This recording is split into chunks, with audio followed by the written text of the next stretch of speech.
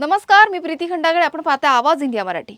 मुंबईच्या गोरेगाव पश्चिमेतील प्रेमनगर परिसरातून धक्कादायक घटना समोर आली आहे.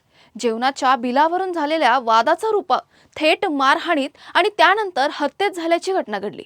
या प्रकरणात गोरेगाव पोलिसांनी अवघ्या 24 तासात तपास करत 2 आरोपींना अटक केली आहे. मृत तरुणाचं नाव अजीज मोहम्मद आतिक खान आहे, जो प्रेमनगर गोरेगाव पश्चिम परिसरात राहत होता. मिळालेल्या माहितीनुसार 11 ऑगस्ट रोजी रात्री 11:30च्या सुमारास प्रेमनगर येथील सलमान हॉटेलमध्ये जेवणाच्या बिलावरून वाद झाला.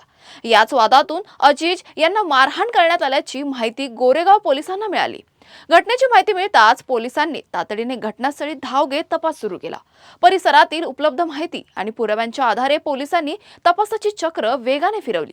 या प्रकरणाचा अवघ्या 24 तासात छडा लावत पोलिसांनी 2 आरोपींना अटक केली आहे. या हत्येमागे नेमका वाद कशामुळे झाला आणि या घटनेत आणखीन कोणाचा सहभाग आहे का, याचा तपास पोलिसांकडून सुरू आहे.